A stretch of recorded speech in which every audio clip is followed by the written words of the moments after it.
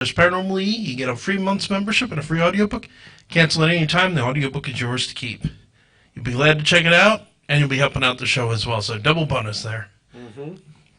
So tonight, like I said, we're going to be talking about curses and cursed objects. Can you think of any famous curses? Why is it my blanking? The Hope Diamond. Yes, very famous. The diamond that's currently in the Smithsonian Institute that allegedly has killed every person who's owned it since it was originally stolen from Africa. Mm-hmm. For that matter, the Heart of the Ocean, it was called the Heart of the Ocean.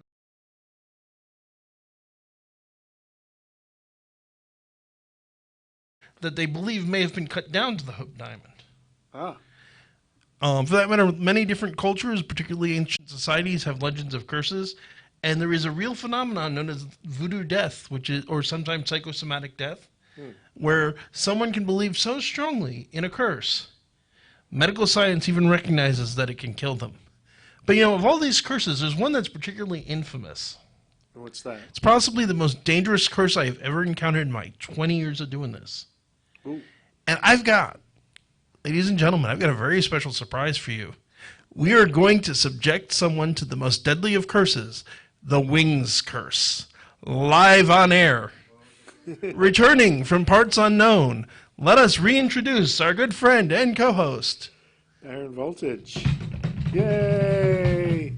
AKA Chris. A.K.A. Chris. Are you out there, Chris?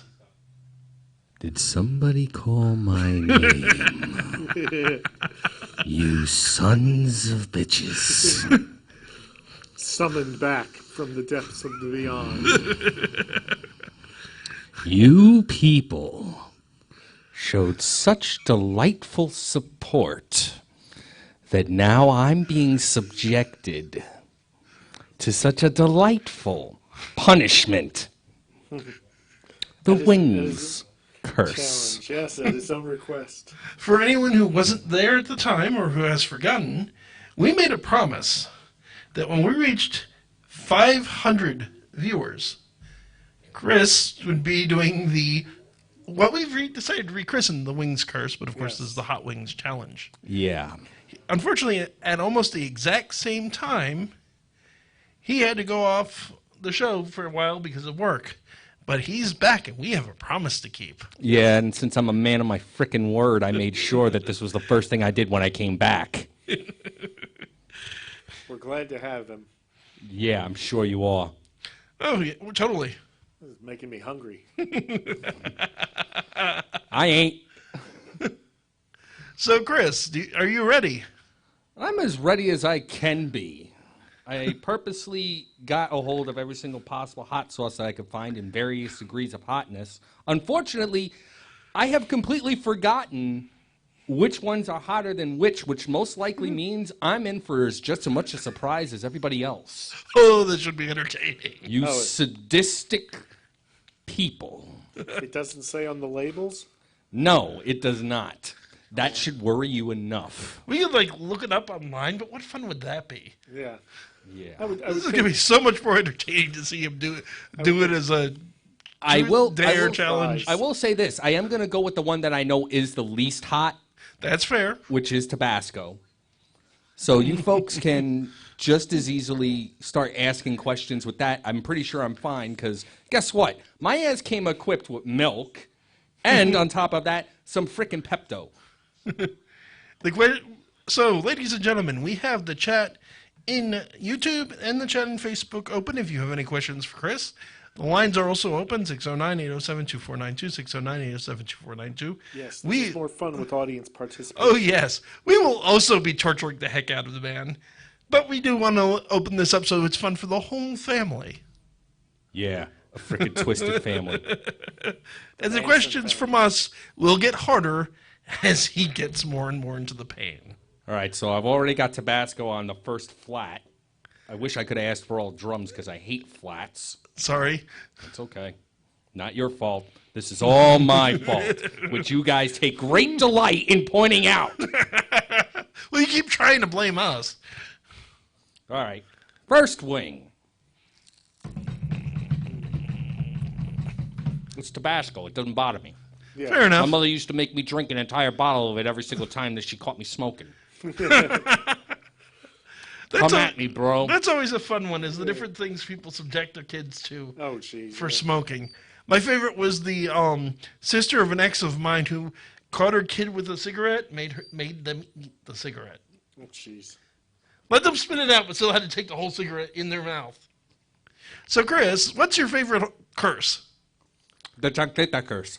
The what curse? The chancleta curse. I don't know. Oh, Most Puerto Rican mothers know this curse. They put it on their kids consistently. They basically say, if you keep on behaving, I hope you're going to end up with a child just like you. My mother put it on me. She put it on my sister, and my sister's the one that's suffering for it now. I think my favorite is the old Chinese curse. oh, may you live in interesting Yes. times. May you live in interesting times. Oh, yeah, that's a twisted one. Yeah, interesting is a very subjective term. Interesting. Isn't that usually what parents tell their kids after they did something that they're like super proud of? Interesting. Yes. Interesting yes. times. It can sound like fun until you think about it.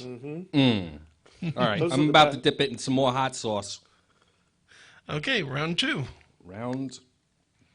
You see, I purposely got a hold of some dipping cups so I could get some sriracha. And what's the in. second sauce you're doing? I am doing me some sriracha, Sriracha. which, believe it or not, it's my first time having. I'm not exactly an aficionado of spicy shit. Yeah. So this is going to be fun. So what do you think of sriracha? Not bad. Actually, it's pretty damn good. Kind of a spicy ketchup. I don't like spicy food, but I've actually had sriracha once or twice. It's not like something I'd regularly order, but it's not bad. Yeah. Okay. I'm see. experiencing a little bit of heat. Okay, next the easy Not soft a lot. on the softball questions front, because you're still in the lighter end of the pool. Yeah. What's your favorite magical or blessed object? What religion are we referring to? And Why does it have to be any single one? Well, I mean, because more or less I have opinions on multiple. I mean, if you want to go with Christianity, I would just as easily say the Ark of the Covenant. I was going to say that one. Which is Judaism as well, of course. Yep. If you want to dip into a little Traitors. bit of voodoo, I guess you might say a voodoo doll. But if you want to talk about cursed objects, let's not forget the mother of them all, the Annabelle doll. Yeah. We had a show where we talked about her. And it's worth mentioning, Chris, is that, common thing people misunderstand is original African magic dolls. Chris is absolutely right. They're not evil. They're not used to curse. They are used to help people. Yep. Right down to sticking pins in them. Yeah, kind of like acupuncture. Yes, except you do the acupuncture to the doll instead of yourself.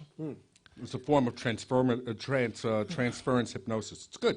It's also sympathetic magic. Well, voodoo dolls in general are what's called sympathetic magic. Yeah.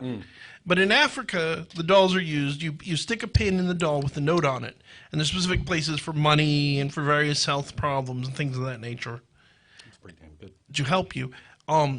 It got mixed in with a European magical witchcraft tradition known as the poppet, which is where the idea of sticking pins in dolls to hurt someone comes from. Both right. strongly relate to a very old form of magic, which is just simply sympathetic magic. What you do to a symbol of something, you do to the thing. Yeah, even the Romans had a similar type of thing where they would take an image of someone or make an image of someone and curse it and And then the curse would transfer to the person. stab it and yeah. I love those types of curses. Destruction curses are the best. Speaking of destruction. What's next? All right. Well, we've got a dealer's choice here. I could go with the Frank's Red Hot Extra Hot. I could go with this Mando's Peri Peri sauce, which is stated as being hot. I could go with this salsa picante de chili habanero e yucateco, which means you get more habanero. You can take it or you can leave it. We have a question from the audience for when you take your next one. Okay, and the last one here is Louisiana. The perfect hot sauce, one drop does it. Which, of course, means I filled a good portion of the cup with it, and I'm going to slather an entire drummy with it. If I do. Right. Which one am I doing? Do the one that just says regular hot.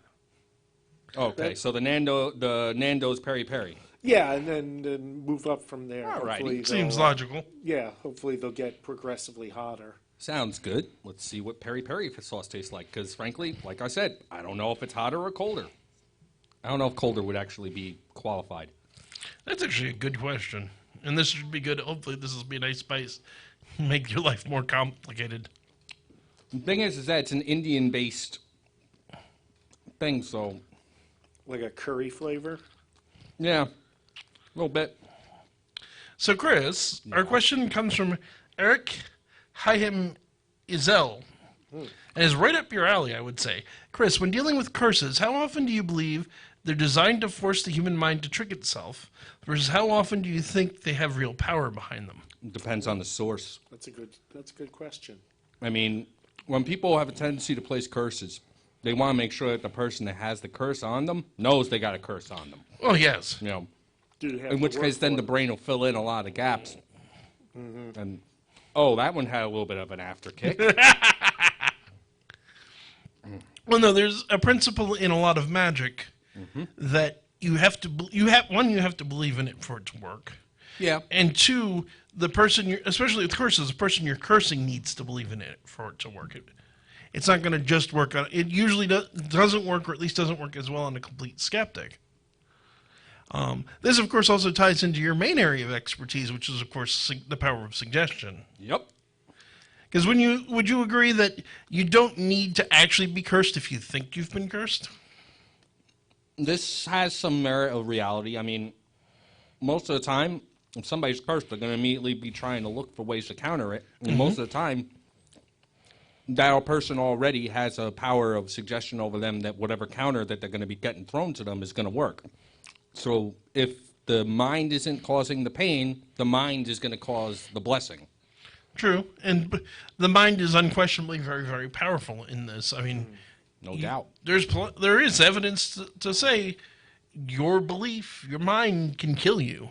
Well, there we go. It looks like a little bit of a reaction now.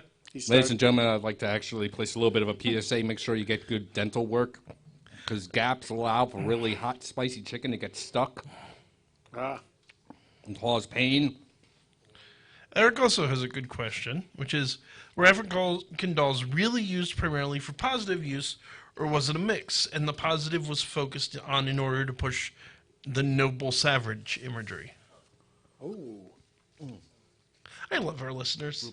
yeah. That's two very intelligent questions. I have a Coke in there. Could you get it for me? There's a Coke in that bag. All Somebody's right, I'm already going going to try for the drinks. next sauce. Before you weigh in. Yeah, what's the next question? So, general question, were the African dolls really used primarily for positive use, or was it a mix, and the positive was focused on in order to push the noble savage imagery? I think it was most of the time. I mean, the basis of a good amount of those religions were in order to be able to allow empowerment of the nature spirits around them to be on earth with them and offer blessings.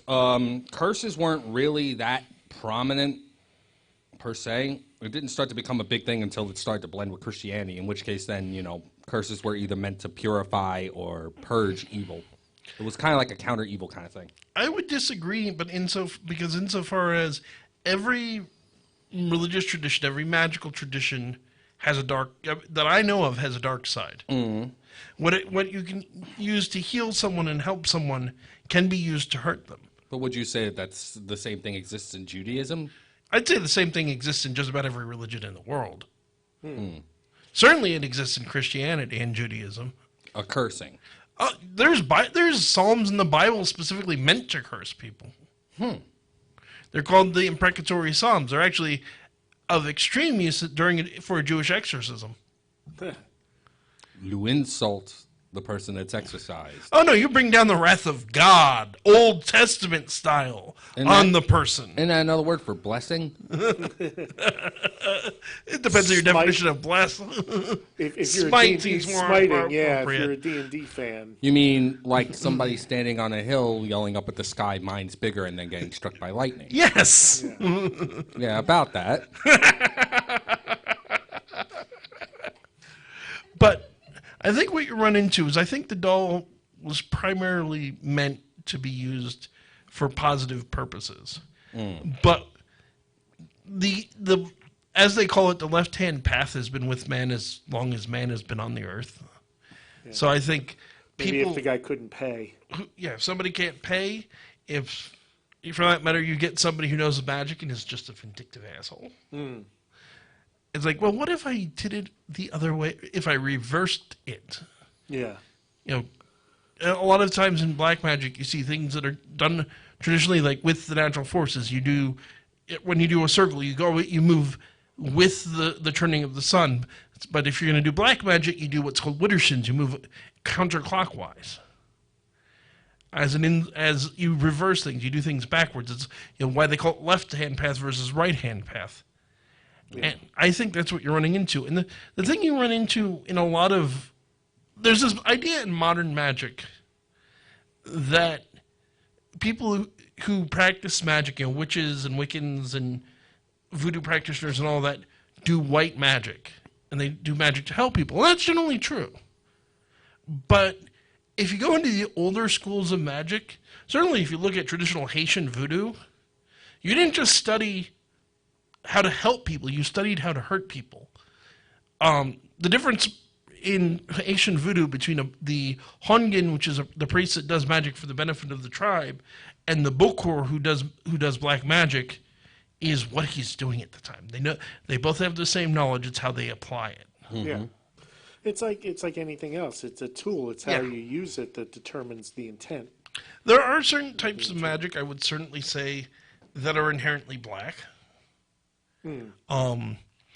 I personally don't believe you can summon a demon and what you're doing is going to come out well. To give an obvious example. True. Screwing around with most forms of necromancy does not end well.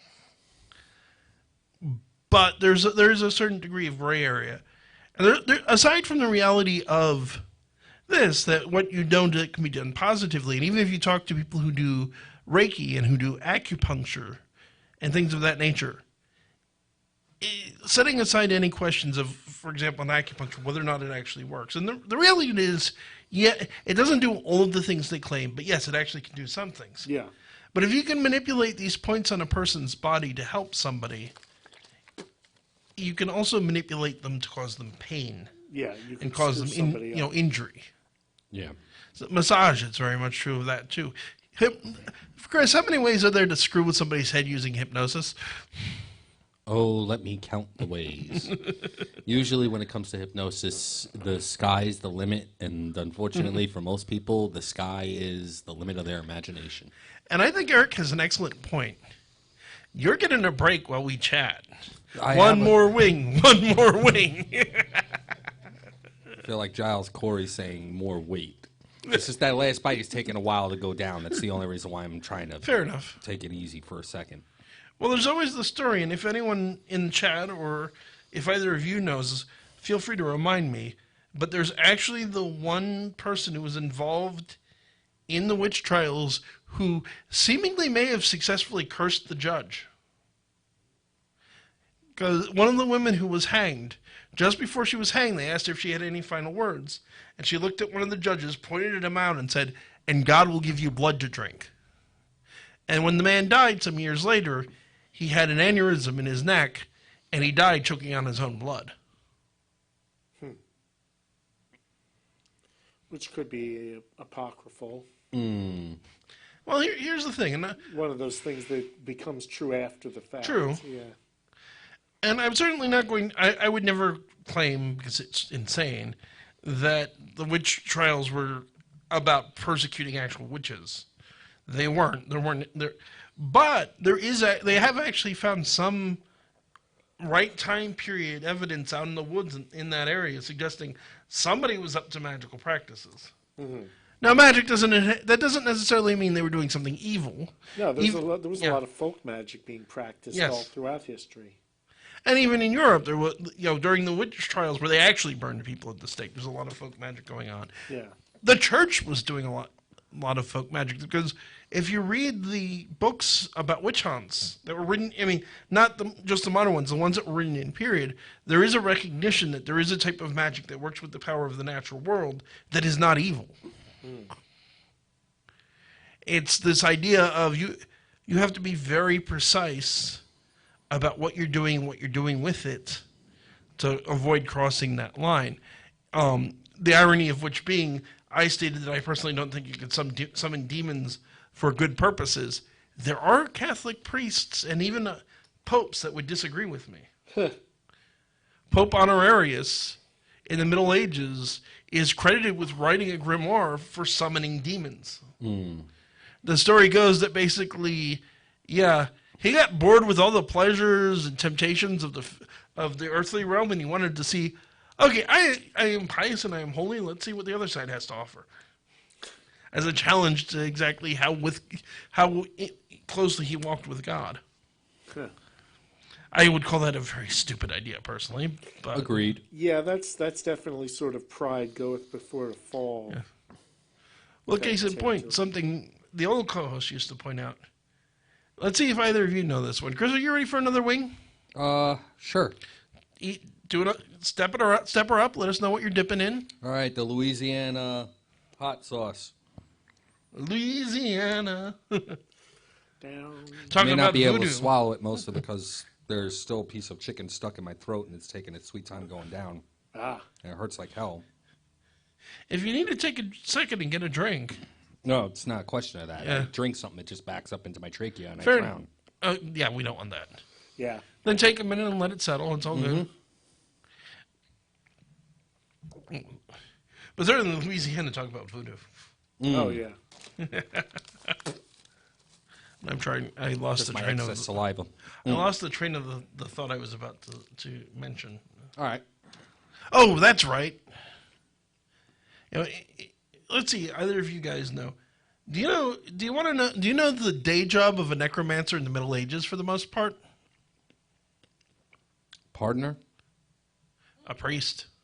Because the thing to realize is all those grimoires, all those books of ceremonial magic that you needed to summon demons and to summon the spirits of the dead were written in Latin. Most people, certainly most peasants in the Middle Ages didn't speak Latin, Right. let alone read at all, or read Latin. The priests were the educated ones. They were the ones who would know what to read. Bizarrely enough, one of the most infamous cases of mass demonic possession in history, although there's a serious debate among demonologists and historians whether it was mass hysteria or actual demon possession, which was the Devils of Lourdes case in France. tell. Basically, a convent became possessed by demons. They were doing satanic rituals. The priests got involved. They were all burned at the stake. Black masses, summoning up Satan, kissing his ass. Fun fact for anyone in the listening audience who doesn't know, the whole idea of kissing someone's ass comes from witchcraft folklore. Yeah. In the Middle Ages, it was believed that during the Black Sabbath, the Sabbath to honor Satan, the witches would all line up and kiss him on his furry ass. That's why it's gotten into popular culture. It's also called, by means. It's also known as the obscene kiss. But all these crazy things were going on, but the thing that had happened, aside from the fact a whole bunch of people got burned at the stake, is exorcists were called in. But in some of the cases, they didn't entirely exorcise the demons. This is where this gets weird, folks. Even by my standards. Because there was this logic that because these people were possessed, they kind of flittered between the two worlds, the spirit and the physical. And the demons inside of them would allow them to be able to peer into purgatory. where the spirits of the dead that haven't gone to heaven reside, so they could get prophecy and they could get information. So they would send these women who were possessed out with exorcists to keep the demons behaving. Yeah. Specifically to perform necromancy, to talk to spirits of the dead. It's worth noting the concept of purgatory gets misunderstood a lot. People see it as halfway between heaven and hell. They have a whole bunch of ideas, but generally speaking, the medieval, particularly the medieval concept of purgatory is heaven's waiting room. Mm. If a soul, when you die, if you're purely perfect and sinless, if you've you've gone through last rites, you've confessed all of your sins, and your soul's in a state of grace, you go straight to heaven. Mm.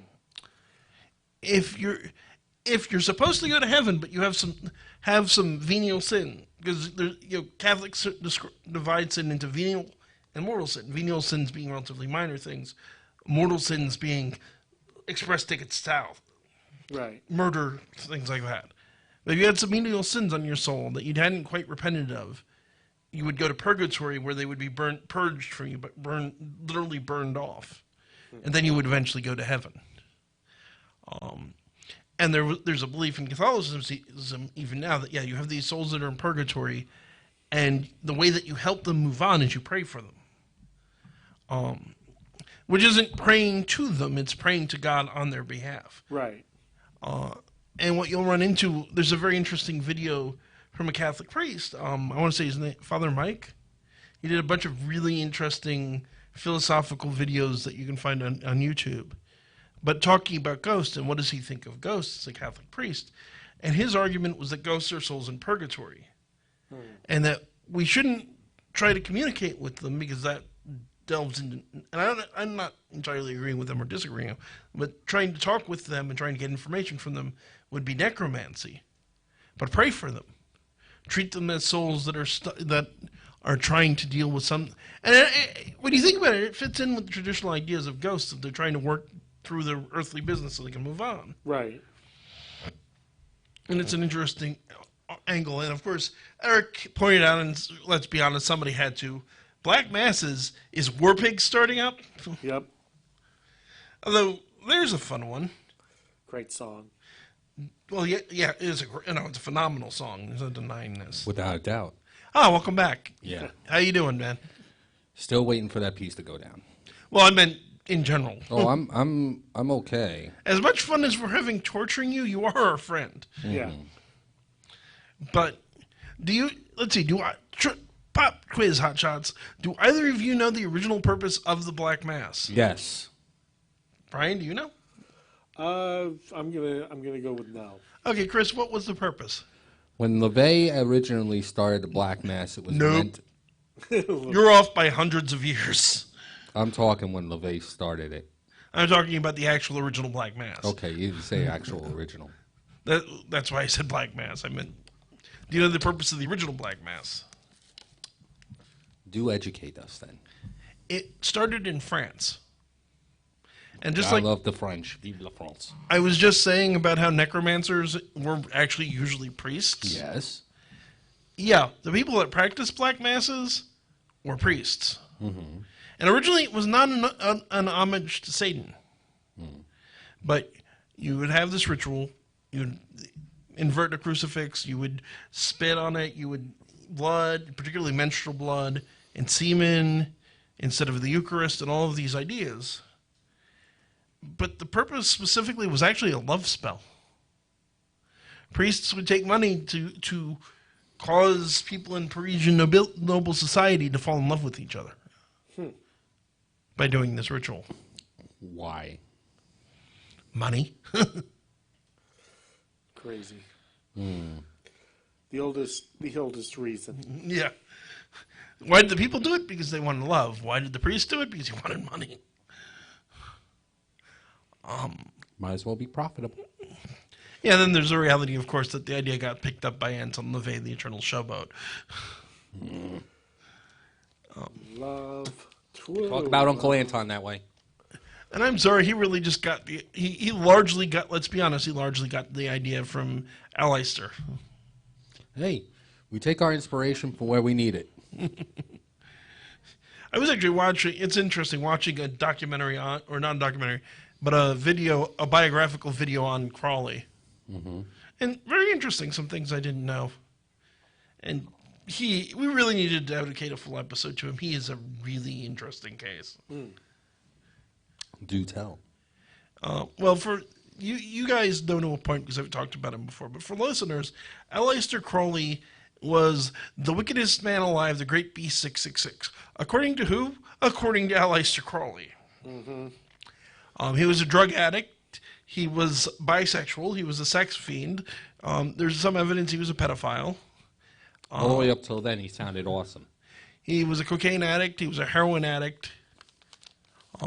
He was a grand chess master. Of course. And an expert mountaineer, amateur Egyptologist who spent his he was married multiple times, but he spent one of his honeymoons in the Great Pyramid. Yeah, he designed a tarot deck. Yes. The deck of Thoth. The Thoth deck, which has generally got a fairly bad reputation among tarot decks.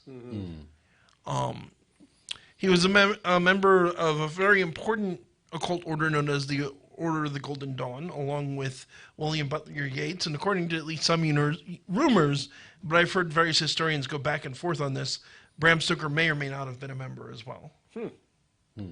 Interesting. I hadn't known this, but the video I was watching is a pretty reliable source. Apparently, he did do some work as a spy during the First World War. There's rumors that he was brought in again during the Second World War. And on that note, he was actually a close friend of Ian Fleming, the man who invented James Bond. Yeah. But Crowley, he was raised very traditional conservative Catholic. His grandfather owned a winery, and Dad refused to take any money because he saw it as evil. Raised Crowley to be in a very strict household, with Crowley originally planning on being a priest, a minister like his father, I should say, because not a Catholic. And eventually he got into occultism, he got into sex, and all of these other things, and he broke away from that. He wound up joining the Golden Dawn before they thought he was too extreme, and they kicked him out, which kicked off a magical war between him and one of the higher-ups, where they sent demons and vampires after each other. Supposedly, yeah. Probably mostly for the benefit of the tabloids. Yeah. He wound up buying a house on the shores of Loch Ness, trying a couple of rituals there to summon demons, and felt that he failed and left. And I want to say, Morrison one of the singers of the Doors, one of the musicians in the Doors, and another major musician wound up buying the house and saying it was basically a gate to hell. Sounds like something Jim Morrison would do. He got thrown out of Italy for being too crazy. He was too crazy for Mussolini's tastes. El Duce said he was too nuts. Yep. Yep. And I should say, when I say he was the great B666 and the wickedest man alive, these are the titles he used for himself. What did he actually do that was so evil?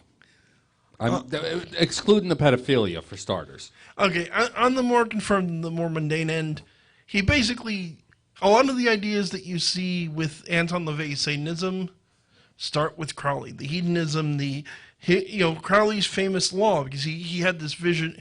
He had this vision where he talked to his guardian angel Awais and the god Horus, and he wound up writing this book that he called the Book of the Law. That's formed the foundations for his religion, his own religion and magical tradition known as Thelema. Through which was heavily focused on sex magic, this idea that while having sex, particularly during the point of orgasm, you could produce more powerful magical effects. He was particularly associated with trying to create what he called the Scarlet Woman, which was basically a horror associated with the Whore of Babylon in the Bible. And through them creating what he called a moon child that would be a somewhat Christ-like figure to bring the world into a new age. And, guys, if this is all sounding familiar to you, yeah, that would be because Crowley also had a major influence on the free love movement and hippies. Which is the thing about him. And in reality, It finally went down. good. Oh, God. Y'all don't know what pain is, man. I was about to ask if it would be easier just to sip the hot sauce itself. No, it's not that, man. For those that kind of know this little bit about me, I have an extremely thickened lining to my esophagus, which usually means that eating anything that isn't exactly squishy, when it goes down, it gets stuck and starts ripping apart the lining of my esophagus. And it hurts like hell, especially when it's stuck, because basically your esophagus is trying to force everything down to your stomach. So I either A, have to keep pouring out the saliva, as I'm sure some of you saw on camera, Yeah. or B, hightail it to the bathroom and try and cough it up, or C, wait for it to go down. Usually that last one is what I gotta wait for. Fair enough. Yeah, so it finally went down. I'm super happy about that. My mouth is still kind of on fire from the peri-peri sauce. Not the peri-peri, the Louisiana, but, oh, pardon. Because you folks were as patient as you were, and I sat through there, what I'm going to do is I'm going to do another redip of the Louisiana hot sauce. Because y'all are awesome. Awesome. Eric Yeah. pointed out that he thinks the sending of demons and vampires after each other, that part sounds apocryphal unless there's any proof. I'm not aware of any proof, but both Mathers, McGregor Mathers, because I couldn't remember the guy's name earlier, and Crowley boasted about all the demons and evil spirits they were sending after each other. Yeah. The thing to realize about Crowley is everything he said and everything he did, you had to take it with a grain of salt, because the man was a showboat and he loved the limelight. He said a lot of things just to shock people and piss them off. Calling himself the demon, the Yeah. beast with 666. Yeah, that's a good example. And he got that from his mother, who thought he really was completely evil and was the beast of Revelation. My mother called me the spawn of Satan. It doesn't make me an evil individual, I swear. Fun enough, he also claimed that he had actually known Jack the Ripper and that Jack was involved in the occult in some way. I got opinions on that. Because Crowley's born in the 19th century. He died in, I want to say, the 50s or 60s. Yeah. Okay. Next sauce. Oh. I got the Frank's Red Hot Extra Hot, and I got that habanero stuff.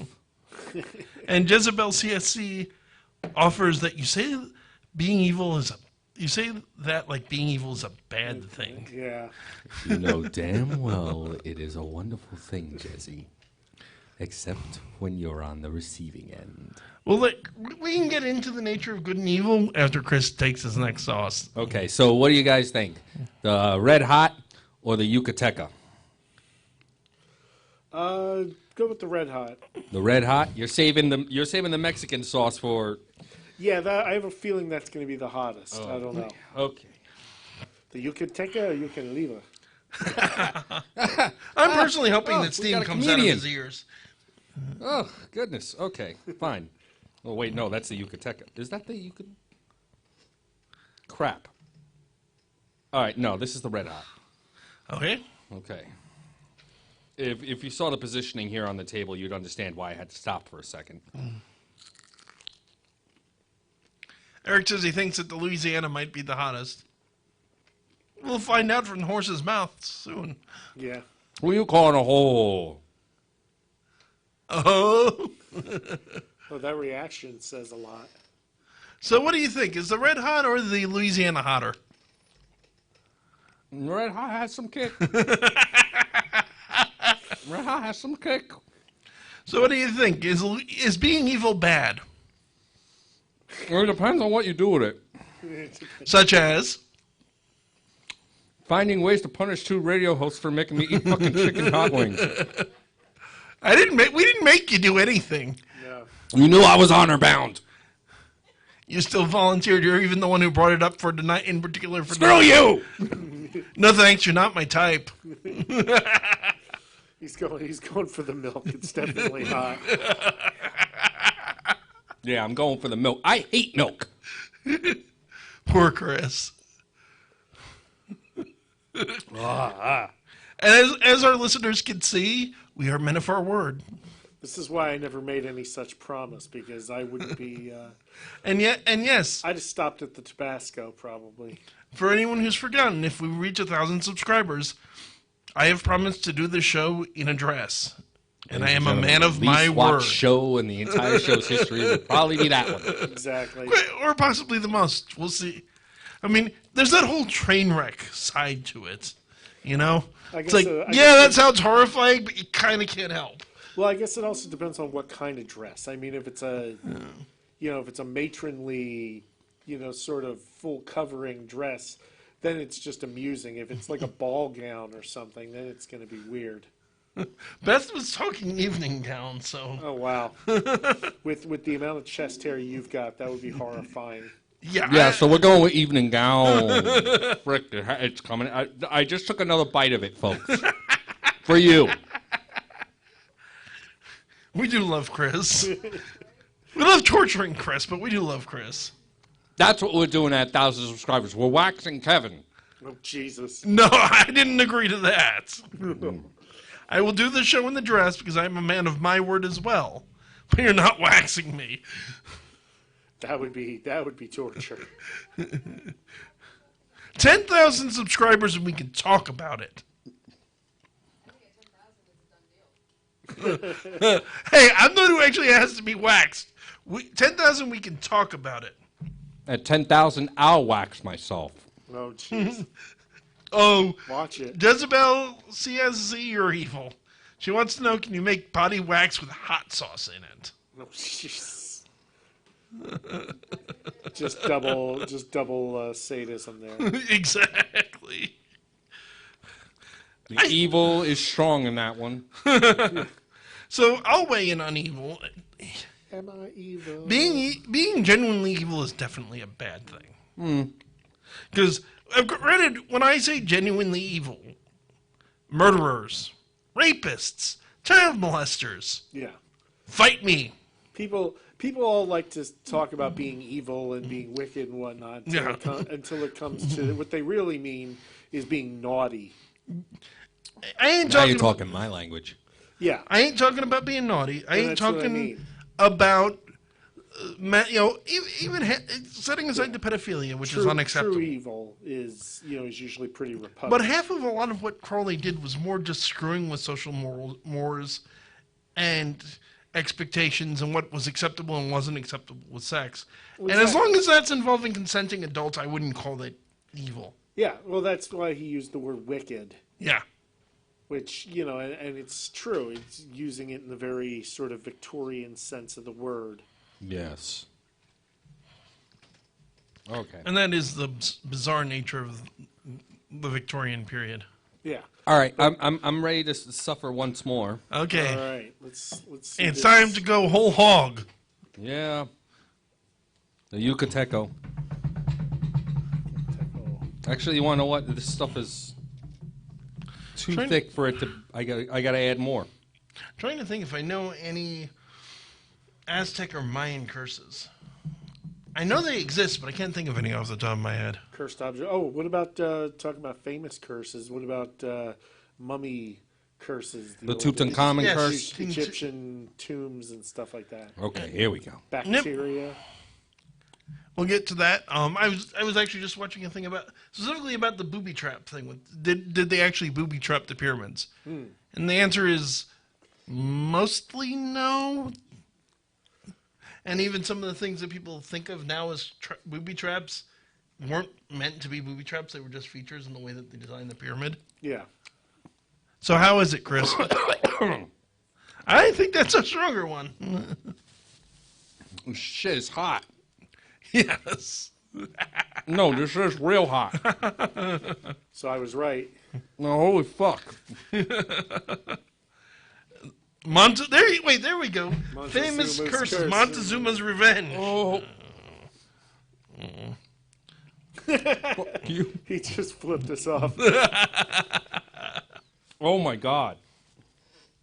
But and in point of fact, And it tasted nasty too. That's there were actually not so much necessarily on the tomb of King Tut, and I'll get back to that.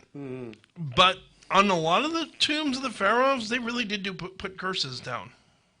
Yeah, a lot of good it did them. There was one tomb that did legit have one written down. There were several, I believe. No, I think there was only one that was 100% confirmed. Oh, God. There's something I didn't know.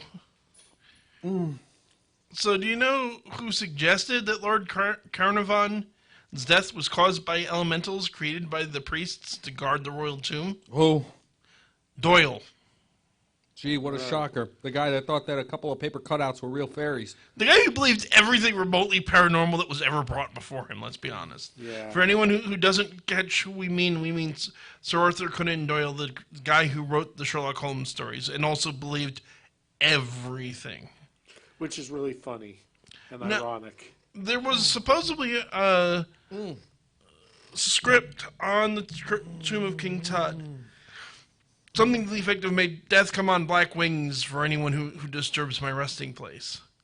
I've actually read that there was an inscription, but the inscription actually said, "May great glory come to any who make my name great again." It is certainly true that a number of people associated with the opening of the tomb did die, often under very strange circumstances. George Herbert, the fifth Earl of Carnarvon, who was a financial backer of the team and was present when the tomb was opened, died on April 5th after mosquito bite became infected. He died 4 months and 7 days after they opened it. George J. Gold I, who was a visitor, died in the French Riviera. May 16th, 1923, he died from a fever. Prince Ali Camille Famini Bey was shot dead by his wife. And you have all these other people who died. And there's this whole idea they died under mysterious circumstances. And there are a few. Sir Archibald Douglas Ryde, who was a radiologist who x-rayed the mummy, died in 1924 from a strange illness. It was the 20s. Everybody was dying of something stupid. Also, especially, this was an x-ray tech in the 20s. Yeah, exactly. The radiation shielding wasn't exactly foolproof back then. Exactly. I mean, the single person most associated with the opening of the tomb would be Howard Carter. Yeah. And he didn't die until over a decade after the fact, and he died, as I understand it, in a car accident. Yeah. It's like the Kennedy curse. If you look at any extended family, you find the same sorts of tragedies and whatnot, but people like to attach, significance to it because they were all members of this family, or in this case, Or the Kennedy-Lincoln connections. yeah, exactly. And here's the thing. You may have heard it. I heard it in high school from my history teacher, one of my better ones, that there are a bunch of weird coincidences. Yeah. And there are some odd Lincoln had a secretary named Kennedy. Kennedy had a secretary named Lincoln. They both died. One died in a theater, and the shooter, both were shot in the back of the head. One died in the theater, and the guy who shot him fled to a warehouse. The other one was shot by a guy in a warehouse who fled to a theater. There was unquestionably a conspiracy behind Lincoln's assassination. Yeah. And a good friend of the show, which of course would be Virgo Triad, has actually been doing 12 years of research on Kennedy's assassination. When she's more ready to do a video, I want to have her on to talk about that because I'm curious. That would be great because I love the Kennedy assassination. And- It's a topic. Virgo is a great guest in general. Yeah. And folks, go check her out. She's actually starting her own radio broadcast on Blog Talk Radio, and she's even going to have callers. Cool. How you doing, Chris? Not good. Yeah, he sounds fantastic to me. Megan Meredith Burnell says, ha ha ha ha, I hope Chris lives through the wing challenge. We're all hoping that. Yeah, we're all hoping he I don't survives. actually want him to die. Although on the curse thing, there's the one thing that occurs to me. Although it's not really a curse, but it sort of fits. With the Mayans would be the supposed end of the world. Oh, yeah, the 2012 Yes, end of the calendar. And it's obviously there's minimal point in getting into it now because it's 2019. Obviously, the world didn't end. No. But the simplest thing that people misunderstand about that whole thing is a Mayan calendar, and you can go look at pictures of it online. Don't take my word for it. Look it up. Is a wheel. Wheels don't end. You go around and you it start comes back over around. again. Yeah, a lot of ancient cultures, like Native Americans, Yeah. believe that the world goes in cycles. But Mayan calendar didn't end. It just started over again. Yep. And if they were so good at predicting the future, why didn't they predict the downfall of their own civilization? Because nobody expects the Spanish Inquisition. But the Mayans Or expedition in the this case. Mayans as a society were largely gone by the time. I mean, they still existed as a people, but Mayan civilization was largely gone by the point that the Spanish got here. It was the Aztecs they mostly destroyed. Yeah. Bad deal. Still, it was funny. True. Chris is recovering. Chris is in recovery, but does not appear to be dead yet. And it's 7:22, which means we're coming up on the end of the torture hour. Yeah. Oh, we have we hit the halfway point past that already? Oh, yeah. It's 6:22, my friend, Oh, nice. Wait, it's 6:22? Seven. or 7:22. I'm Oh, sorry. yeah. Yeah, we got about five Yeah. or 8 more minutes of show. We haven't even talked about any blessed objects. Nope. No, because we're talking about cursed objects. Like your brain. The Ark of the Covenant. Uh, I was gonna The one that means how about a Dybbuk box? The Dybbuk box, yes. That one's really interesting to me. Yes, let's talk about Dybbuk box. Okay. So for Chris, do you want to fill people in what a Dybbuk itself is? Dybbuk is a Jewish demon. Yeah, accurate. It's a little more complicated than that, but accurate. Yeah. The word As complicated as I'm going to get right now. Bastards. no. Do you know what the word Dybbuk means? No. Do you know what Dybbuk are supposed to be and what makes them different than demons? No. Really, or are you just making excuses? I'm dead serious. Okay, so the word Dybbuk means unclean spirit. Me. In the older sources, it's just unclean spirit. It's a somewhat generic term. Towards the Renaissance and the 19th century, they changed it to specifically refer to a type of ghost, actually. Really? But there's this idea in Judaism that the traditional unfinished business idea, but that these souls would stay around. Sometimes they were trying to do something good, and that was one type of spirit I do not know the name of. But sometimes they wanted to do something very evil. And traditionally, to do either, they were going to possess a human being to get it done. When it specifically the ones that are trying to accomplish something wicked would be a Dybbuk. There is a story of a box that was from around the Second World War that was bought on eBay, of all places, that supposedly contained a Dybbuk, and the family brought it into the house. It caused a variety of curses. And supposedly, basically, it's almost the idea of the genie in the lamp, where the spirit had been contained in the box. You open the box, you let the spirit out. Yeah. When they opened it, they actually found a bunch of Jewish, in fact, artifacts from the Second World War era. So there may be Used what some they truth had. to it. Nobody's quite sure. Yeah, you got to wonder, those curse stories are always embellished and usually deal with a lot of coincidences. This Yeah, is like true. the painting of the crying child. Fill us in. I'm not familiar with that one. Really? It sounds familiar, but I don't really know the story. There was a painting that was done.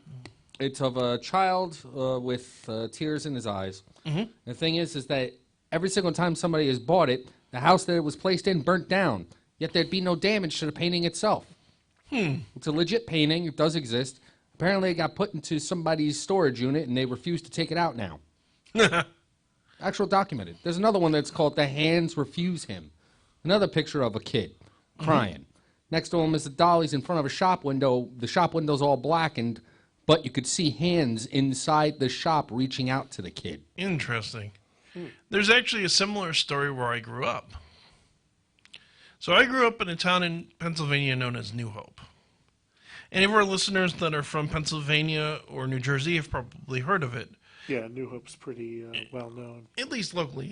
You go outside of this, even Western Pennsylvania, they have no idea, in my experience. But what's cool about New Hope, there's a bunch of things that are neat about New Hope. It's where Washington crossed the Delaware for the Battle of Trenton, for example. It's also the site of actually some smuggler and pirate activity in the 17th, 18th century. There a bunch of various important people stopped there because it was a major stopping point on the road between Philadelphia and New York. Right. I thought that was Jersey. Nobody stops in Jersey if they can help it. It's because we don't want them. You can keep telling yourself that. But Jersey pride forever. the thing with New Hope is just about everything in that bloody town is haunted. And by far the most famous haunted place in New Hope is a place called the Logan Inn. Logan Inn, we'll talk about more another time because we're almost out of time now. But it's one of the 5 oldest continuously operating inns in the United States. The very first haunted place I ever investigated as a teenager. And there's the story of the figure of Logan. So, William Penn, the man who founded Pennsylvania, had a secretary. As people may know, while his son, sadly, it is not true of, William Penn was actually one of the more fair people that came over and how he treated the Native Americans. Yeah. And because of the close relationships he had with them, and before his son screwed things up, his secretary and an Indian chief agreed to switch names, which is where the inn gets its name from. Now, there is a simple metal statue with a Indian, classic Native American with a stretched out bow that stands on what used to be the property of the inn. It's actually now part of a mansion across the street. And the story went that if that statue was ever taken from the inn would burn to the ground. I know of only one time it was ever taken down. It was taken down and it was stored in a barn, and the barn caught fire. Statue was fine. What a shocker. I certainly do believe that curses are a thing. Mm-hmm. But it's worth saying, for folks out there that are listening, yes, there are ways out of it. And you can reach out if you feel that you're having these kinds of problems. Always feel free to reach out to the show. There are links in the description for doing so. Mm-hmm. We're going to have to wrap it up here, unfortunately. As much fun as watching Chris suffer has been. Yeah. I do have something I want to, not the sponsor, and I'll get into that after the show, but I do have something I do want to plug real quick before we leave. Okay. Folks, I've been an investigator for 20 years. The single most recurring question I get when I lecture, well, the two most common questions I get, one is, do you really believe in or have you actually seen this stuff? The answer to which is yes. The other question is, how do I do what you do? I've had people message me on Facebook. I've had people email me over the years doing the show asking me this question. If you want to know how to do what I do, in 2 weeks, I'm going to start teaching classes here in Jersey, actually here, in point of fact, in the room that connects to this one. The first class, which will be an intro, and we'll go over what the course is going to be about, what demonology is, what different types of paranormal investigator are, all of that business. It's going to be only $10. All the classes after that are going to be $20. If you don't live in New Jersey, we are going to have an option so that you can stream live into the class. And we'll have a chat going so you can still ask me questions and interact in that way. If you're not available, it's 2 to 4. It's going to be 2 to 4 on Saturdays. If that doesn't work for you, we'll also have pre-recordings that you can purchase for a different price. I haven't worked out yet. And you'll still be able to email me to ask questions and interact in that manner. If you want to learn how to be an investigator, if you want a thorough course on ghost hunting and demonology, I'm not going to say I'm the only option out there because I know there are other ones and there are other people that are highly qualified. But I'm offering this. And I encourage you to check it out. You can look up ghost hunting and demonology classes on Facebook. Look it up on New Jersey Meetups. You can find us there. You can also just email me and get a hold of me that way. It's going to be a very long class. We're going to cover everything in considerable detail because I want to prepare people to do what I do properly. And anyone who does go through, if you're willing to go through this course, if you put the time and the money in, we can have a serious chat about you coming out with me on a proper investigation as well. So keep that in mind. Keep your eye out. I definitely encourage folks to, if you haven't already, like, comment, subscribe. If you have a little money, you can always send it to our Patreon. That's patreon.com/demonology. Or you can sign up for Audible, which is free. Mm-hmm. But again, if you're broke, and you have your Audible, we get it. Like, comment, subscribe, and share it to your friends is the best way to help us out. That's going to do it for tonight. This is Kevin Mears saying good night and God bless. Brian McKinley saying keep your fangs sharp. And it's the great and glorious return of Baron Voltage saying avoid lightning rods, keep your heads high, and for the love of God, never agree to do a challenge when you hit 500 subscribers on your channel. At least not a Hot Wings challenge. Yes. Now, do we have our second sponsor? We do not. We'll talk about that after the show. Sounds good. All right. But good night, everybody. Good night.